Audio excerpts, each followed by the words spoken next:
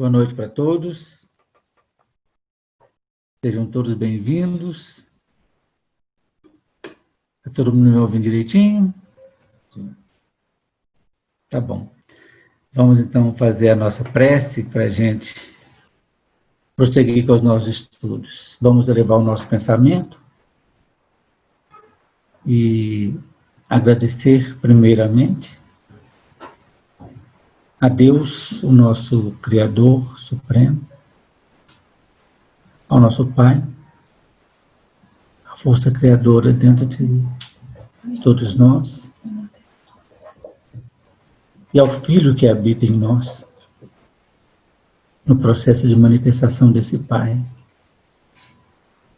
Agradecer aos nossos mentores espirituais, aos mentores espirituais desta casa, Maria Francisca, que já há um bom tempo vem trabalhando no sentido de nos acolher em todos os sentidos, fisicamente, espiritualmente. Agradecemos muito por isso. Agradecemos às nossas famílias de alma, a todos os nossos amigos, todas essas pessoas com as quais estamos nos reencontrando nessa existência. E pedir a Deus, a Jesus, os nossos prepostos espirituais, que nos ajudem nessa caminhada, principalmente nesse momento de grande dificuldade por que passa a Terra, que possamos compreender todo esse processo, tirar de nós qualquer tipo de revolta insensata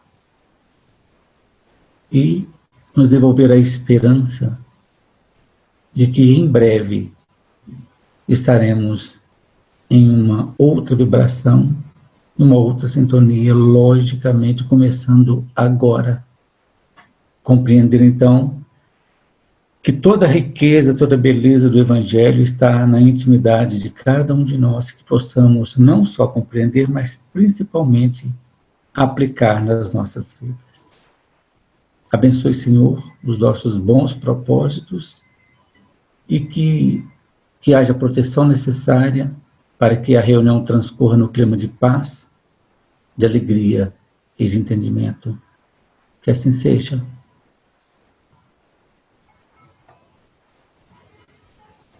Boa noite. Vou colocar a apresentação aqui.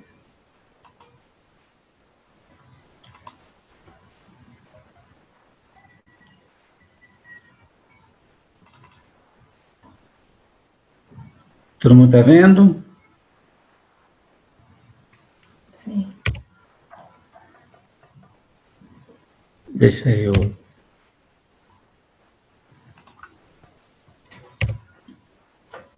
Isso. Nós vamos, então, dar prosseguimento. O nosso estudo vai ser... assim, grande, né? Vai ser longo, vamos dizer assim. Eu vou tentar trazer da forma mais metódica possível. O tema geral é o autoconhecimento da doutrina espírita, né? E a gente vai trabalhar todas as interpretações, e a gente sempre fala que é interpretação, não quer dizer que seja a única, é uma interpretação que se tem. Outras pessoas, outros estudiosos, certamente podem ver de outra forma, mas não invalida, né? A grande proposta de estudar é exatamente isso, conhecer preferencialmente todas as interpretações, mas essa pretensão a gente não tem. Nós, então, fazemos um viés de estudar o autoconhecimento e a doutrina espírita, pautada no Evangelho de Jesus, nesse momento que nós estamos fazendo. O nosso subtítulo, então, é a Transição Final dos Tempos. E na semana passada, agora eu numerei de parte 1, hoje nós vamos, então, trabalhar a segunda parte.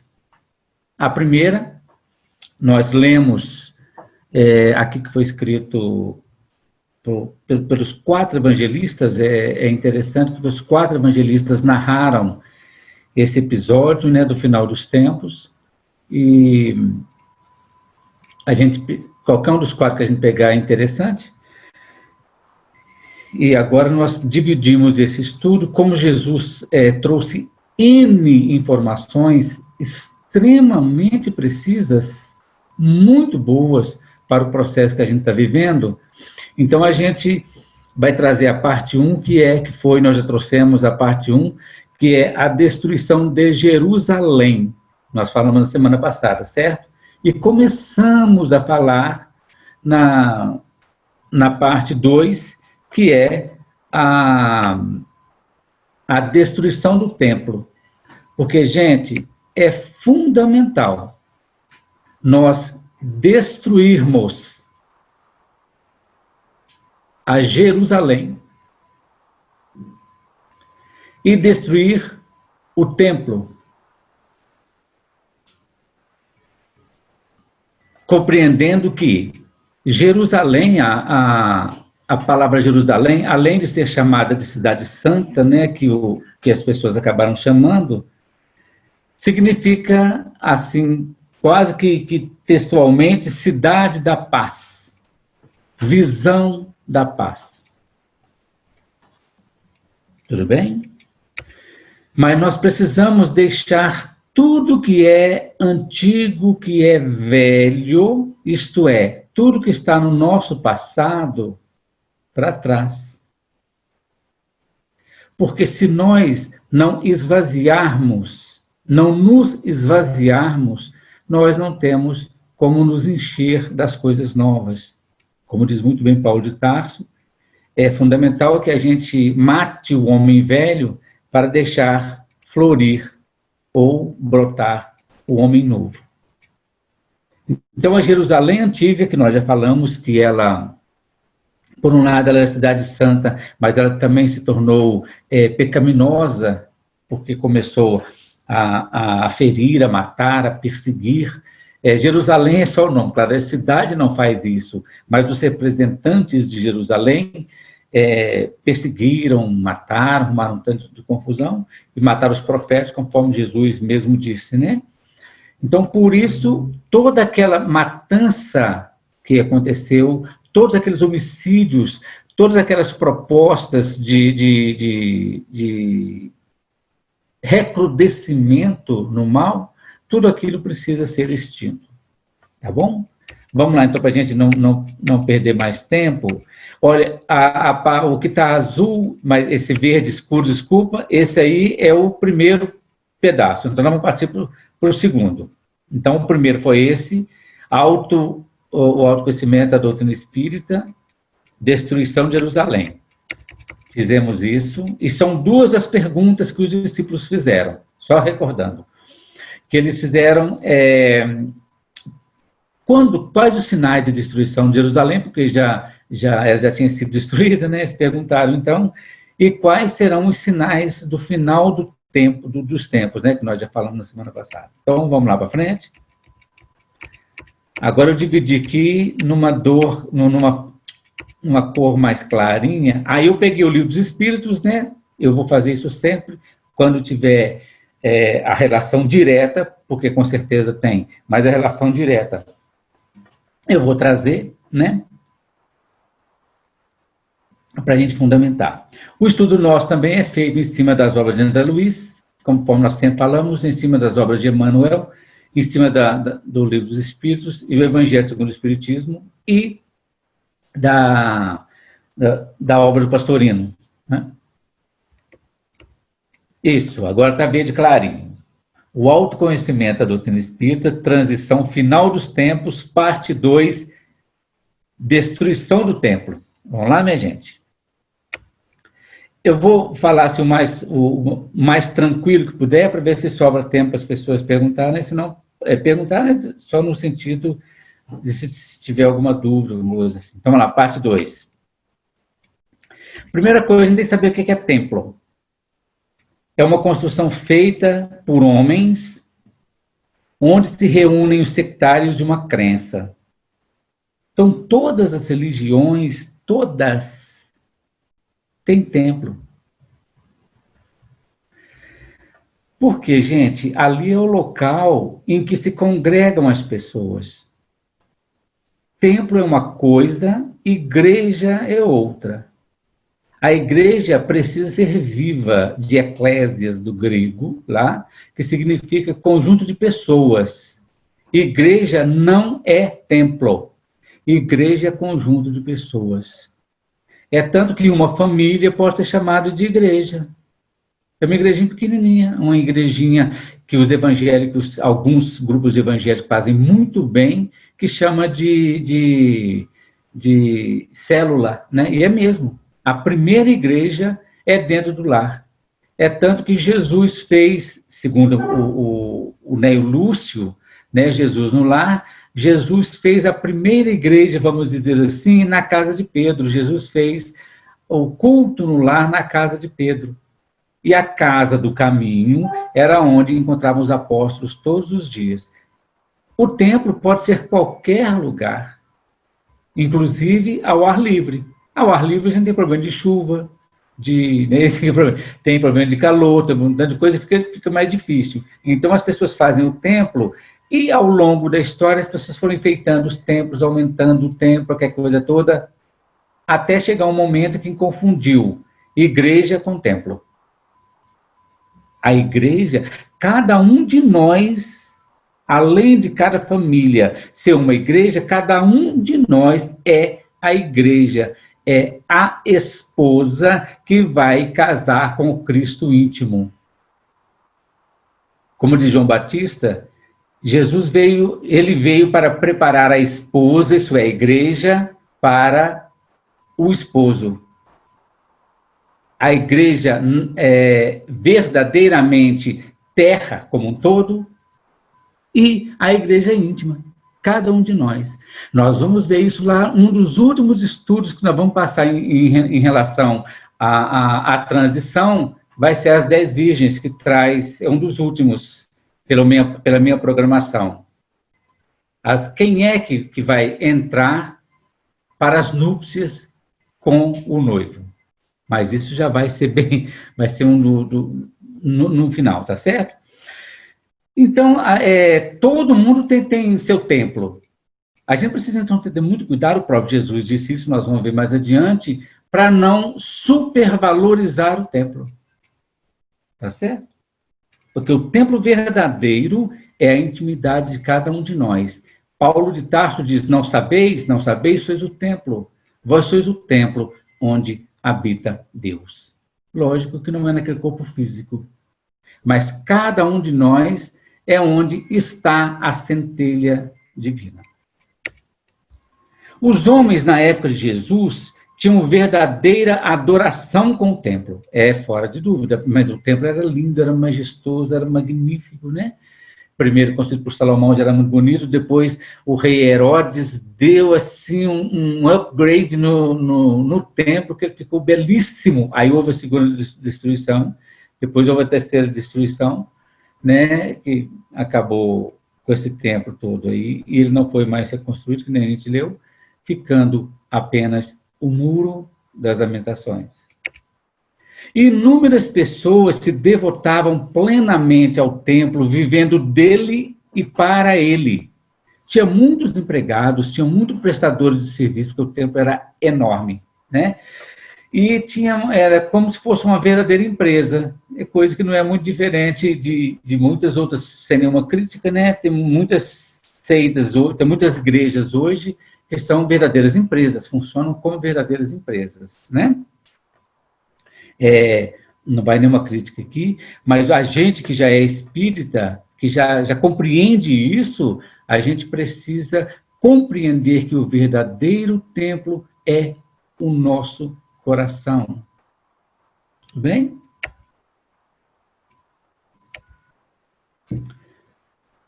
Interessante. Destruição do templo, expulsão dos vendilhões do templo. Entrou no templo, Jesus no caso, os que vendiam bois, encontrou no templo os que vendiam bois, ovelhas e pombas. e também os cambistas sentados. E tendo feito um azorrague de cordéis, expulsou a todos do templo, as ovelhas e os bois. Derramou pelo chão o dinheiro dos cambistas e virou as mesas. E disse aos que vendiam as pombas: tirai daqui estas coisas, não façais da casa de meu pai uma casa de negócio. Então se lembraram seus discípulos do que estava escrito: o zelo de tua casa me devorará. Olha que interessante, lá no Velho Testamento, não sei se é Oséias, um dos profetas disse: o zelo de tua casa me destruirá. O que acontece? Muitas vezes as pessoas cuidam mais do templo do que das pessoas que ali frequentam. Isso era na época de Jesus, já estava isso. Aí o pessoal entendeu que Jesus disse: vocês não podem ficar cambiando, nós vamos explicar isso direitinho mais à frente, vocês não podem ficar cambiando com as coisas sagradas, não. Porque o zelo de tua casa me devorará. O Chico Xavier tinha uma grande preocupação com o movimento espírita. Ele chegou a dizer: quando a casa cresce, o amor desaparece. É mesmo, porque quando a casa espírita, o Chico nunca quis ter uma casa espírita enorme. Hoje nós temos casas, a nossa mesmo, que é pequenininha, mas ela tem três andares, né? As outras casas são enormes também, sem contar os templos evangélicos, que são enormes, os templos católicos, vai por aí afora. Isso eu estou falando só dentro da religião cristã, fora os templos budistas, e vai por aí afora. Todo mundo gosta muito dos templos, né? Mas voltando, fixando aqui, no nosso caso, que é o espiritismo, precisa ter muito cuidado. Não que a casa não vai ser bonita, não vai ter limpinho, não é isso não. Mas ter cuidado para que as pessoas que estejam ali tratadas, ou melhor dizendo, os espíritos e as almas, porque o centro espírita não é só para tratar gente encarnado, é para tratar os dois mundos. Então, que a prioridade das casas espíritas sejam tratar os espíritos desencarnados e as almas encarnadas. Esse é o papel de uma casa espírita. Fazer as atividades caritativas, fantástico, ótimo, tem que fazer mesmo. Mas, que nem eu já falei, não adianta eu fazer a campanha do quilo achando que eu vou buscar alimentos ou barganhar alimento com alguma coisa. Mas é levar para as pessoas uma ideia que eu estou indo naquela casa, levando para eles a paz da casa espírita, a paz da minha alma, a paz da minha boa vontade, a paz da minha solidariedade. Não é para buscar alimento. De jeito, o que busca, beleza. Você vai lá, pega aquilo, leva para aqueles mais carentes, beleza. E também não é apenas para levar aquele alimento material e deixar as pessoas ter uma conversa ou coisa parecida. Esse é o sentido exato. O templo é para a gente reunir e se proteger das intempéries. Ele não pode ser o primeiro colocado, porque ele vai ser destruído. Tá bom? Vamos para frente. Os vendedores permaneciam no ádrio, ou átrio, eu já vi as duas palavras, do templo, único local em que podiam penetrar os gentios. Gentios eram todos aqueles não-judeus. A separação era clara. Lá, na época do Templo de Salomão, havia um átrio, ou átrio, para as mulheres, outros para os homens, não se misturavam, né? E os átrios dos gentios, que eram samaritanos, e vai por aí fora, as outras pessoas, eles não tinham permissão de entrar vamos dizer assim, no salão maior. Então, eles ficavam do lado de fora, porque eles não eram judeus, né? E não dentro do templo propriamente, eles ficavam só no saguão. alinhavam-se as mesas nesse pórtico, como grosseiramente, como se fossem os camelôs nas avenidas, iam colocando aquele tanto de mesinha assim para vender, né? Só que estava dentro das propriedades do templo, não dentro do templo, mas ao redor, né? Como uso nas vias públicas, e vendiam bois, ovelhas e pombos. Gente, isso aqui é interessante, ó. Bois, ovelhas e pombos. Depois nós vamos falar disso também. Farinha, bolos, incensos, óleos, sal e vinho. Eles comercializavam tudo isso, né? Que nem o pessoal faz. Se tem um show, por exemplo, aí tem um pessoal que vende pipoca, o outro que vende aquilo, né? Que vende bebidas e vai por aí fora.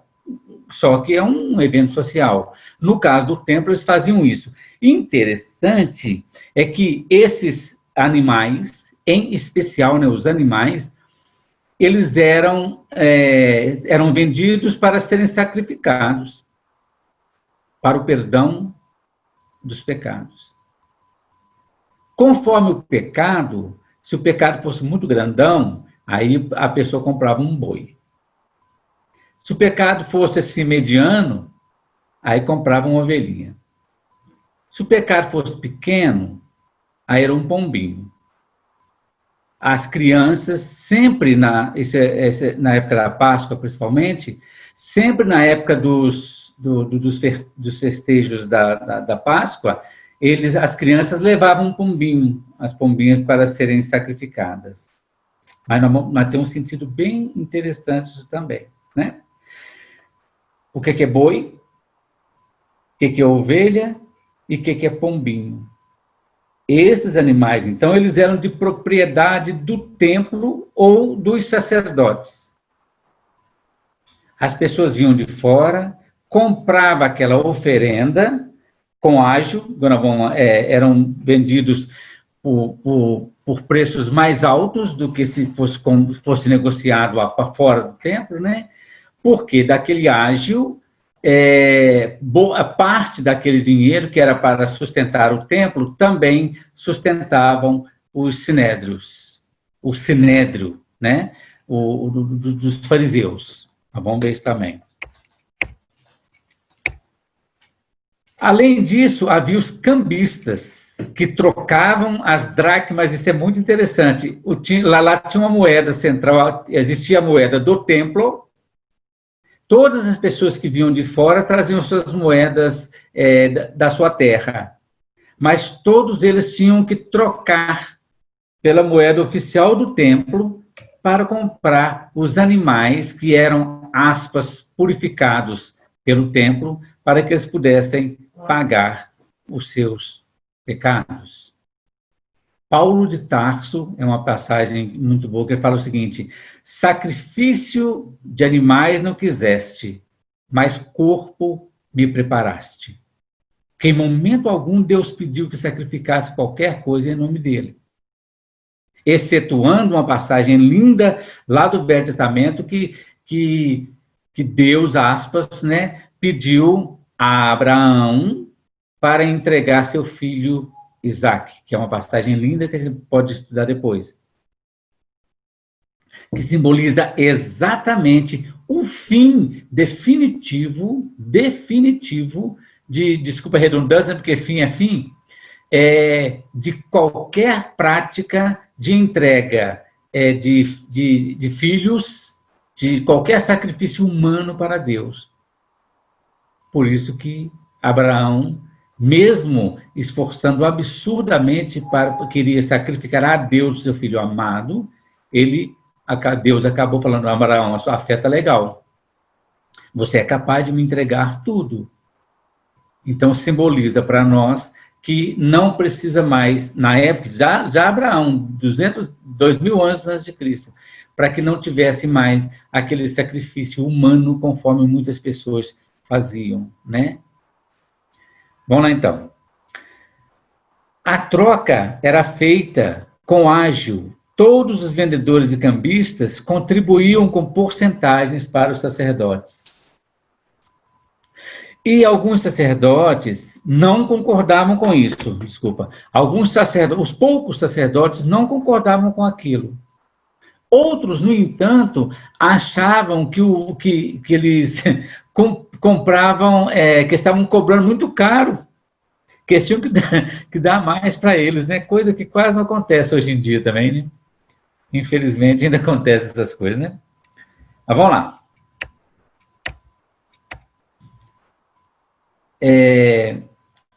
Isso aqui, eu vou só voltar aqui, ó. Vamos lá. Expulsão do templo.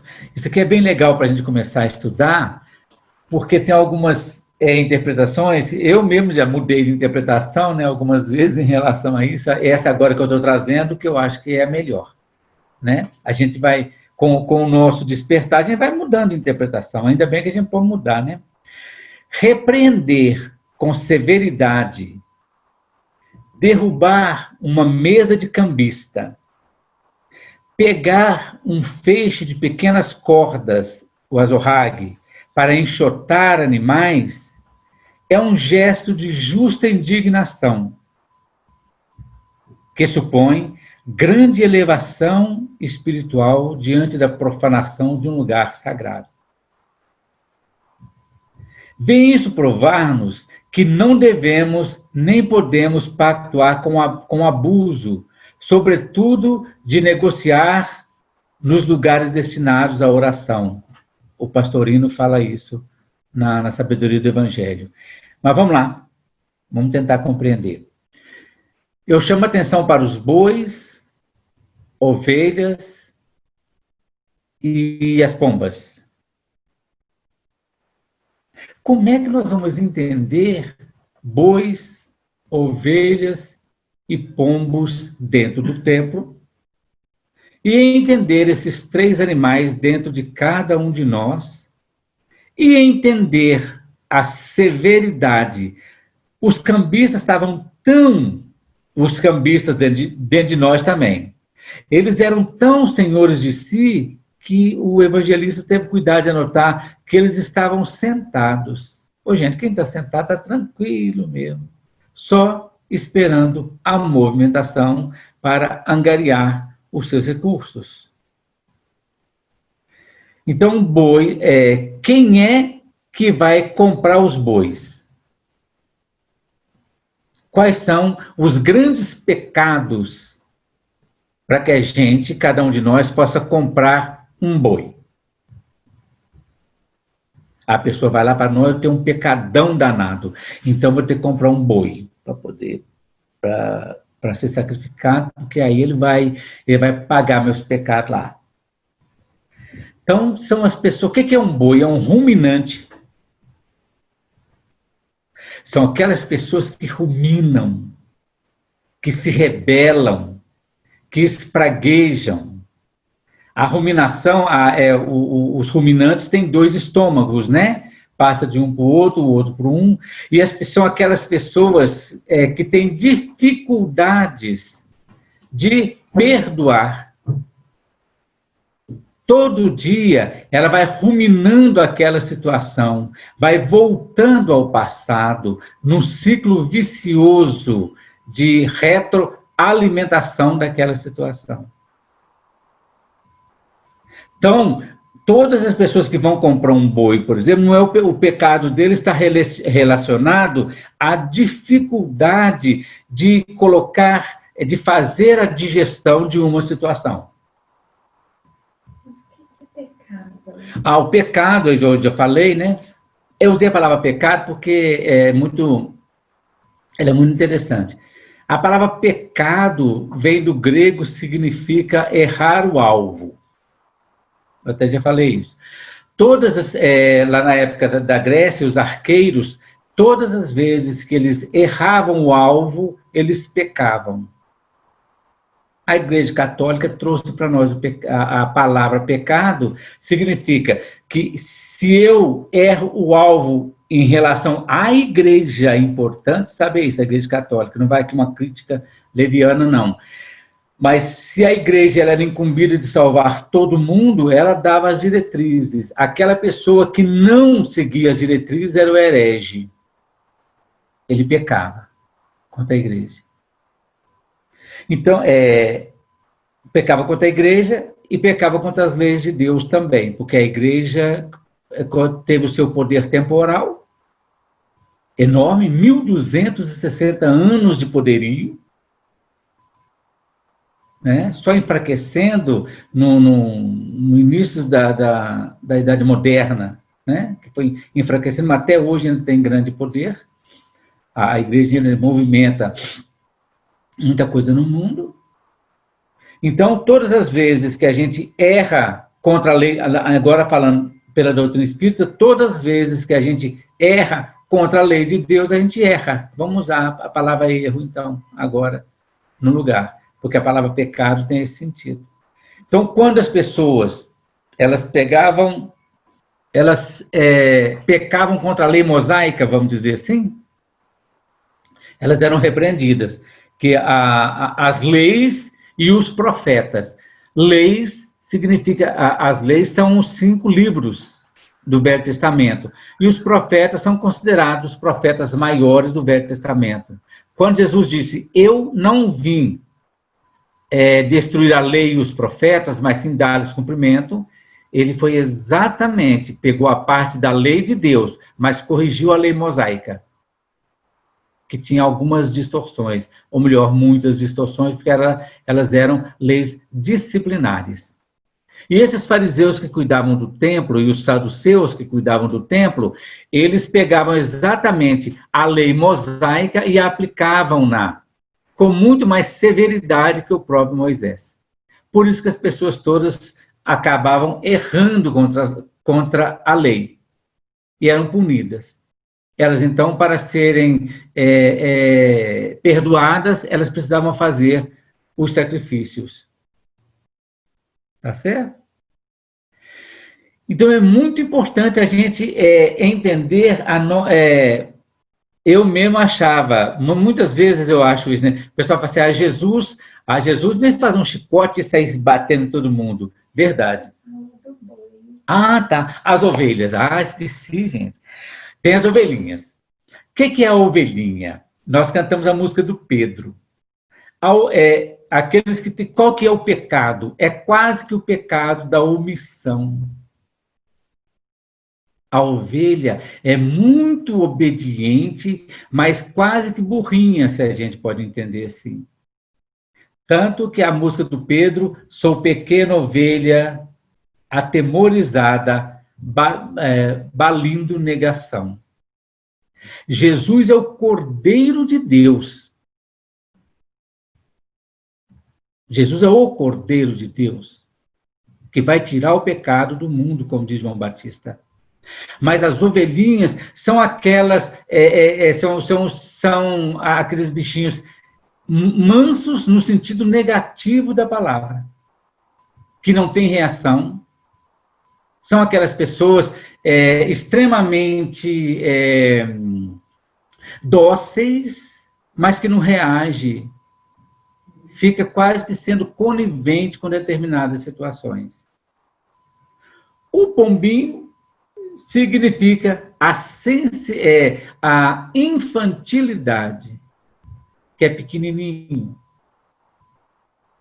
Os pombos voam por aí, apesar de ser, nós sabemos disso, né? Apesar dos pombos serem aparentemente símbolo de pureza, aliás, o símbolo do próprio Espírito Santo, né? Segundo é o símbolo da pureza. Então, quando a criança, porque a gente não pode ser puro demais, né? E muito ingênuo, como de Jesus, sejam mansos como as pombas, mas prudentes como as serpentes. Adelsa, eu posso só ressaltar um pouquinho? Sim, coisa? Sim. Gente, esse tema que o Adelsa está trazendo, eu não sei se vocês se lembram, quando eu falei, né, que a próxima etapa seria esse tema, e eu dei muita ênfase naquele momento que o joio e o trigo estão dentro da gente.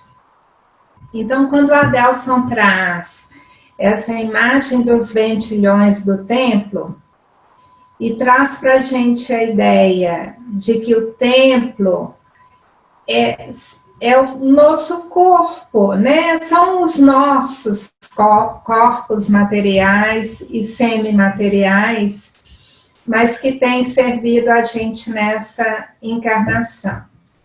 Quando ele traz essa ideia de destruição do templo, passa por reconhecer o que tem em nós que tem a ver com aqueles vendilhões do templo. Então, são as nossas personalidades, nossas sombras, que aparecem dentro de nós com uma necessidade de reconhecimento da existência delas. Então, o boi está em nós, a ovelha está em nós e o pombo está em nós. São aspectos que nós precisamos analisar nessa época de transição, já que nós vamos deixar um padrão de corpos adoecidos, entristecidos na sombra, e vamos buscar corpos mais luminosos, nós precisamos reconhecer essa sombra dentro da gente.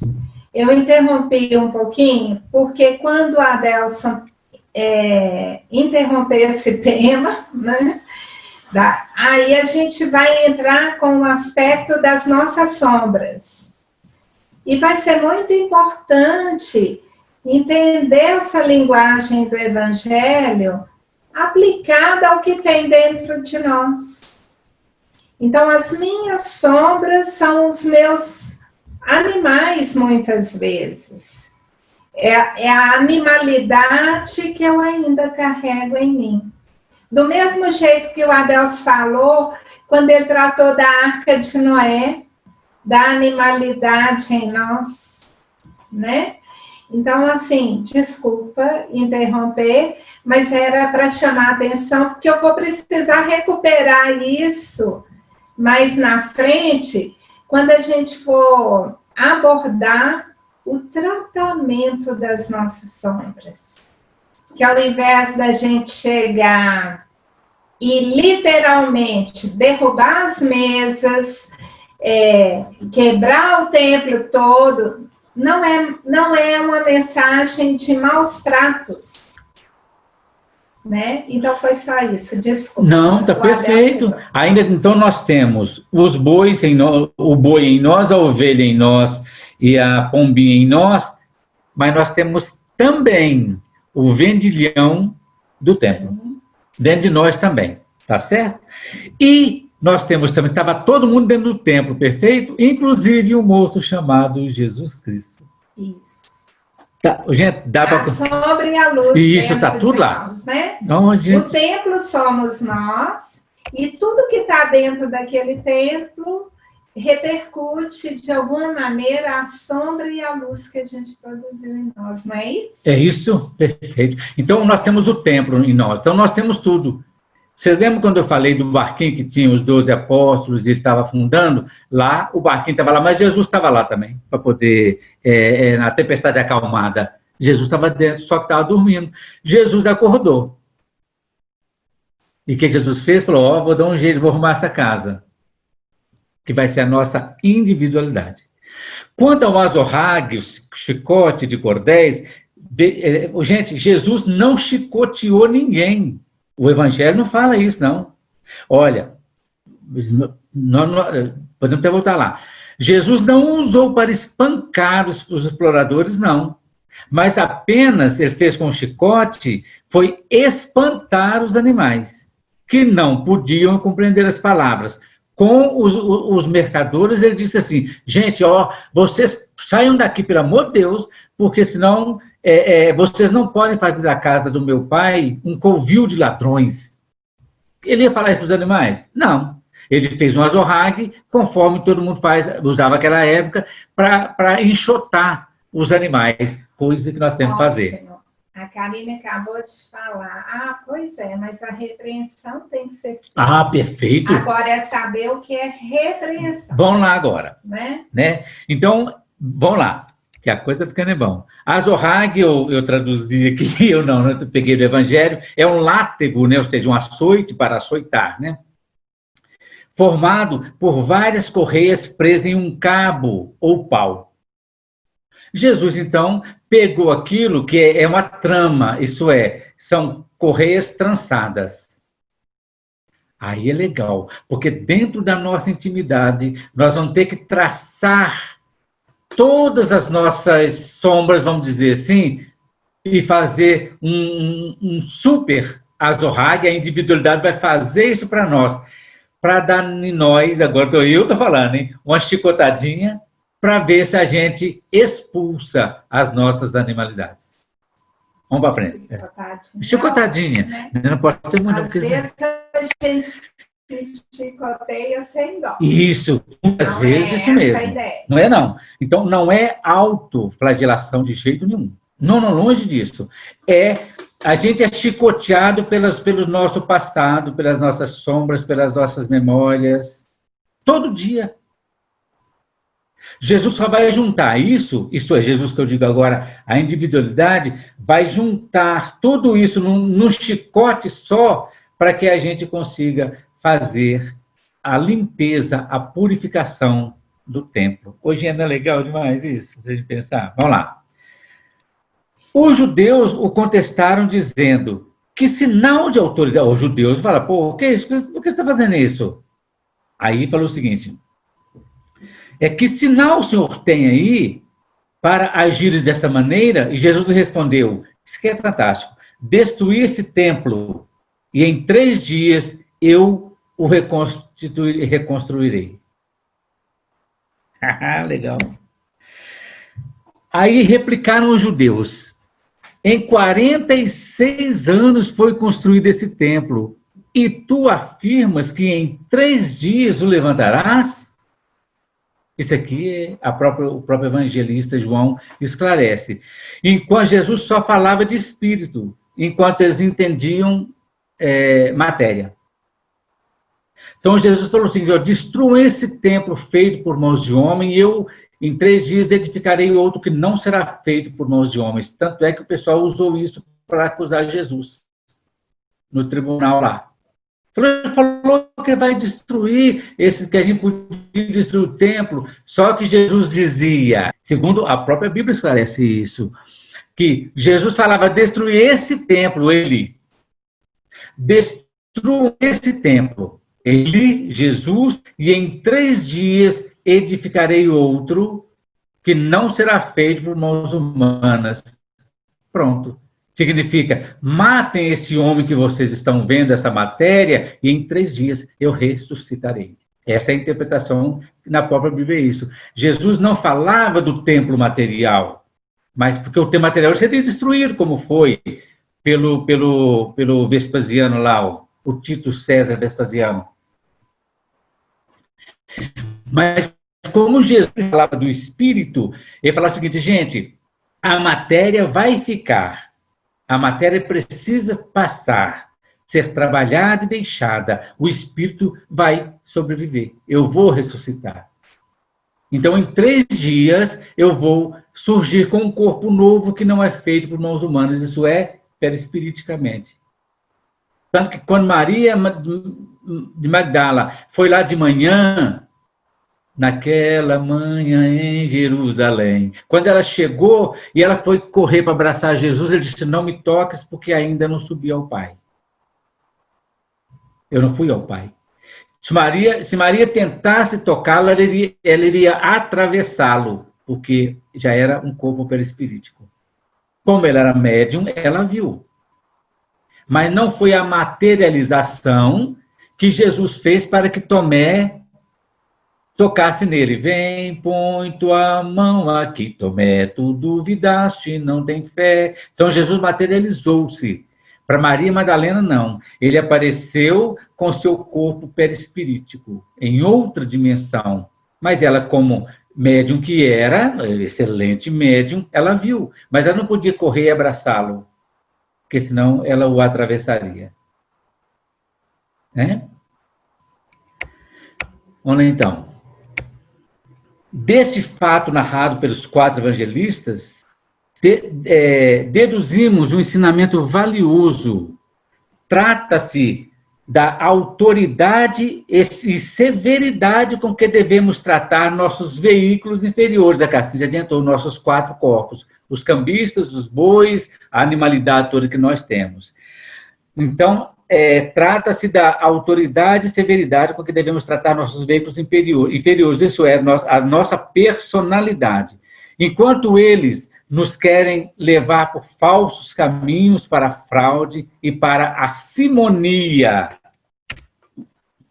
Simonia significa compra e venda ilícita de coisas espirituais, como indulgências e sacramentos, ou temporais ligadas às espirituais, como os benefícios eclesiásticos. A igreja, infelizmente, também aconteceu isso. Ela vendia, né, simonias, a venda de cargos eclesiais.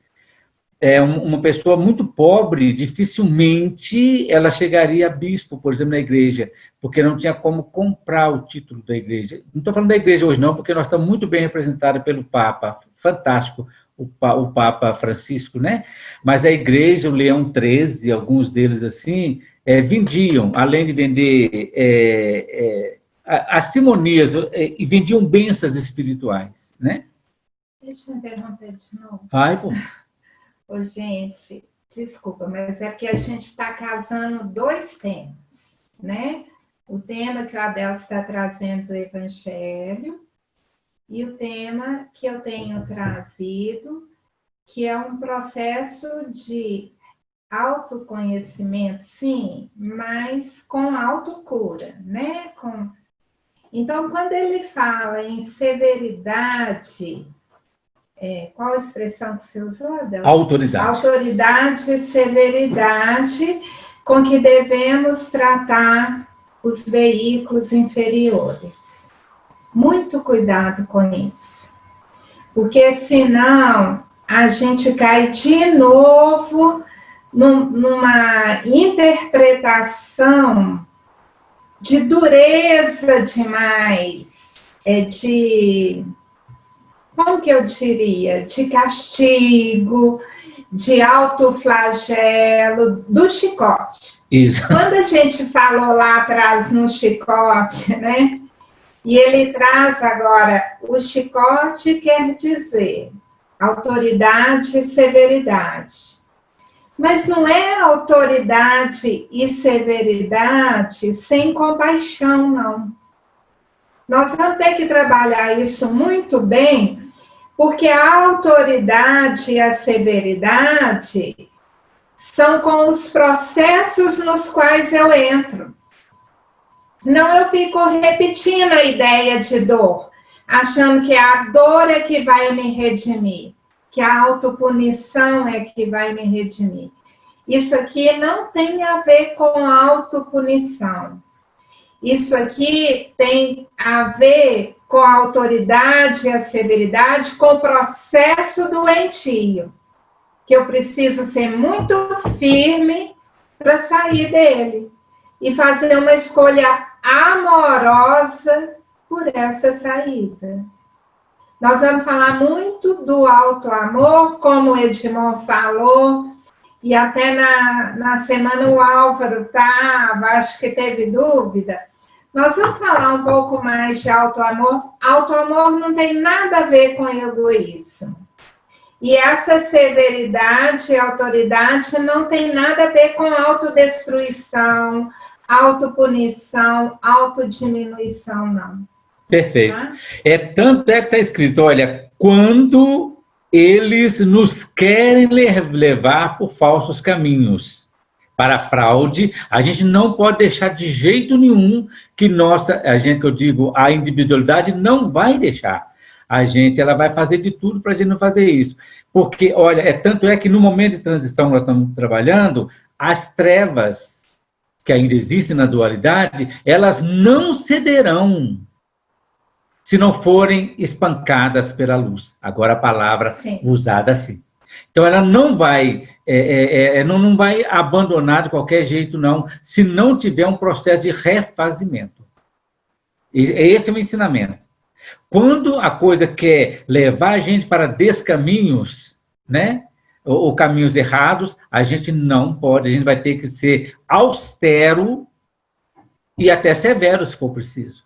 Tá bom? Só que está tudo dentro da gente. Está tudo dentro da gente.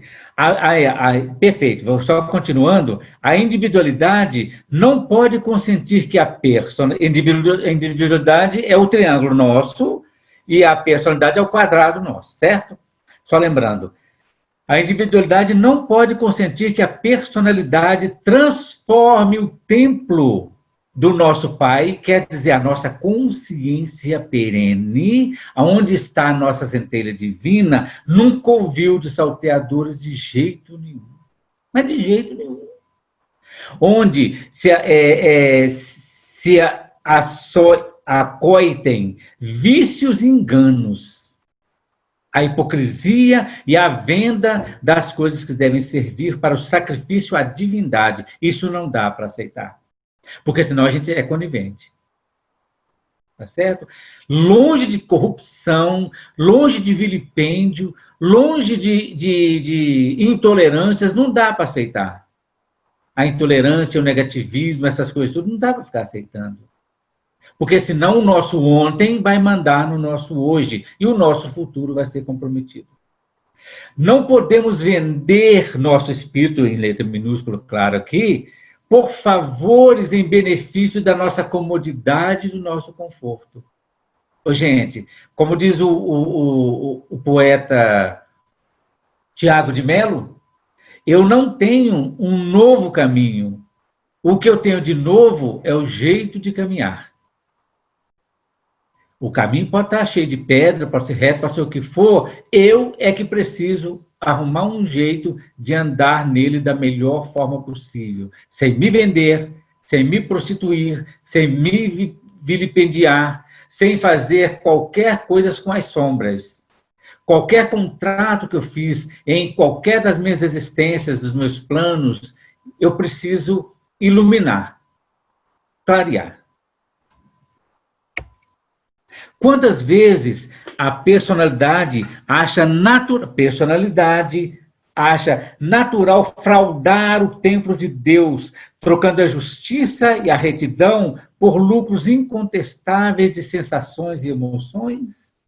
Tipo assim, gente, isso aqui não faz falta, não. Eu vou roubar um quiabo, estou chutando. Nossa, eu reduzi demais. Vou roubar um quiabinho porque tem 100 quiabos. Não, eu não posso fazer isso, não. Porque aquele, como diz Jesus, aquele que erra no pouco, erra também no muito. No entanto, aquele que acerta no pouco, acerta também no muito. Parábola dos talentos. Né? Então, eu preciso ter muito cuidado para não achar natural aquilo que não é natural. A intolerância, o racismo, o machismo, nada disso é natural. Foi uma prepotência que as pessoas têm. Né? Vamos para frente. Quantas vezes permitimos que a animalidade assuma o papel principal acima da espiritualidade? Os bois lá. Quantas vezes consentimos que desculpa, gente, nossos veículos inferiores, um aglomerado de vendilhões e exploradores das coisas sagradas, comprando prazeres sórdidos com sacrifício de nossas potencialidades sacrossantas? A gente esconde o nosso potencial divino e se entrega somente aos prazeres, aos deleites, sem nenhuma responsabilidade. Seja nas sensações, que são os 4 veículos que nós já falamos, né? As sensações, seja nas emoções, seja no intelectualismo viciado. Gente, o intelectual, os caracteres do homem inteligente na Terra, lá no Livro dos Espíritos, você pode pegar isso para ver. O que é inteligência? O que é uma intelectualidade? É para eu ficar achincalhando os outros? Não. É para ajudar as pessoas a saírem daquela ignorância. Jesus ensina-nos a agir prontamente, com rapidez, energia e autoridade. É isso mesmo. A psicologia diz que precisa agir ao perceber. Não, quando eu percebo uma coisa, eu preciso agir. Para que aquilo não cresça. Para que de um pombinho que eu tenho, eu vire um boi. Na obra A Hora dos Ruminantes, se eu tenho um probleminha, que ele é um cachorrinho. Aí eu não cuido dele, um dia vai virar um boi, um dia vai virar um elefante, vai virar um tanto de coisa. Né? Vou ler de novo. Jesus ensina-nos a agir prontamente, com rapidez, energia e autoridade, com severidade e zelo, mostrando-nos que jamais podemos compactuar com essas profanações do templo de Deus. Templo de Deus, gente, vós sois o templo onde habita Deus. A nossa consciência, como está escrito no livro dos Espíritos, onde estão as leis de Deus? Na nossa consciência. Então, nós não podemos permitir que qualquer coisa invada a nossa consciência para trazer ideias subalternas, subterrâneas. A nossa consciência é para ser elevada. Exemplificamos que, se necessário, usemos um chicote de cordas para expulsar o animalismo, a covardia, o comodismo, a falsidade, a agiotagem dos cambistas que trocam o reino dos céus pelos bens da terra, que sacrificam as riquezas imperecíveis por gozos momentâneos e ilusórios, que nos atrasam a caminhada e aprofundam no solo, pelo qual caminharemos, espinhos dolorosos, não li direito aqui, que colheremos nas estradas futuras. Como diz Jesus, vai e não peques mais na Bíblia, porque se você pecar, para que não te ocorra coisas piores. Quando Jesus curava uma pessoa, falava, não adianta nada eu te curar se você não fazer o seu caminho, o caminho reto. Energia, sim. Rigor, intransigência, autoridade irretratável, dureza, incomplacência com todos os veículos inferiores que devem servir ao Espírito. É interessante que Jesus usava de autoridade, falava, vá de retro, Satanás. Falou com Pedro, isso. A né? preocupação é com a palavra TI. Perfeito, E não escravizá-lo aos seus caprichos e aos seus prazeres, às suas loucuras, mesmo sem violência contra eles. Você pode ser enérgico sem ser violento. Jamais fraquejar nem amolecer. A energia deve ser varonil, palavra do pastorino, e autoritária nesse sentido. Engraçado que a espiritualidade usa isso. Uma vez o Ezequiel até usou uma expressão o seguinte, que eles vão primeiro mansamente conversar com os espíritos, mas se for preciso, usou a expressão, quando é preciso, a gente mostra os dentes. Ezequiel é da nossa casa, não é o profeta, não. E é isso mesmo, a gente precisa ter autoridade, porque senão vamos supor, a autoridade que a gente adquiriu nessa existência, para a gente colocar para as nossas personalidades do ontem que querem nos dominar, tem que agir com elas com amor, com zelo e com autoridade. Quem está nessa encarnação é o Adelson. Eu não sou mais um menininho fracote que um dia foi abandonado. Eu não sou mais tipo isso. O padre. Eu não sou mais um líder evangélico de ontem. Eu sou hoje o Adelson. Então, é essa personalidade que precisa vencer. Estar no comando, tá bom? Um minuto. Está acabando já. Então, acabando mesmo, a destruição de Jerusalém. E levou-me, eu já falei, só que eu mudei agora eu mudei para ficar didático. Então, nós temos que destruir em nós a Jerusalém e o templo. Olha que legal, então. Eu trouxe um versículo que eu falei na semana passada, mas eu trouxe para cá como o slide final, os dois finais, né? nós temos que destruir a velha Jerusalém para deixar brotar a nova Jerusalém. Nós temos que destruir o velho templo para poder nascer, brotar o novo templo. Apocalipse 21:10. E levou-me em espírito a um grande e alto monte, e mostrou-me a grande cidade, a santa Jerusalém, que de Deus descia do céu. E olha que legal, e nela eu não vi templo, porque o seu templo é o Senhor Deus Todo-Poderoso e o Cordeiro, não é a ovelha. Nada contra o feminino, viu? E a cidade não necessita de sol, nem de lua, para que nela resplandeçam, porque a glória de Deus a tem iluminado, e o Cordeiro é a sua lâmpada. O Deus que fez o mundo e tudo que nele há, sendo o Senhor do céu e da terra, não habita em templos feitos por mãos de homens, nem tampouco é servido por mãos de homens, como que necessitando de alguma coisa, pois ele mesmo é quem dá a todos a vida e a respiração e a todas as coisas, e a respiração e a todas as coisas. Atos dos Apóstolos. Deus habita o templo, que é o coração sagrado de cada um de nós. Gente, obrigado, que Jesus nos abençoe. Já sobrou tempo? Não. Vamos fazer a oração e depois a gente dá um tempinho se alguém quiser perguntar alguma coisa, né? Ou comentar alguma coisa. Ok, então vamos fazer a nossa...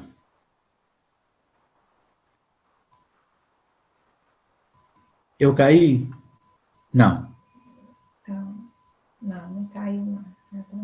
Então tá. Ô, gente, então peraí, a gente faz a prece, depois a gente conversa um pouquinho mais, se vocês quiserem, tudo bem? Vamos elevar o nosso pensamento a Deus, como sempre, agradecer pela oportunidade de estarmos juntos nessa existência, somando forças, somando expectativas, trabalhando no bem na nossa intimidade, tentando não ser melhor do que ninguém, mas sermos melhores do que nós no ontem. Que possamos caminhar com os nossos pés firmes rumo à nova terra, à nova vida, ao homem novo que vai despontar, que já está despontando. Agradecemos sempre a espiritualidade pela intuição, pelas instruções, mesmo quando estava no preparo, com certeza, de todo o trabalho. As falhas certamente ocorrem de nossa parte, mas a espiritualidade que ampara e que protege os nossos trabalhos. Agradecer sempre. Agradecer a casa material e espiritual, como sempre a gente agradece, que nos acolhe. E agradecer a Jesus, nosso mestre, Senhor e irmão, que veio aqui para nos ajudar, nos indicar o caminho para sairmos da dualidade rumo à unidade com o Pai Maior. Obrigado por tudo e que a paz de Deus esteja no coração de cada um de nós. Que assim seja. Assim.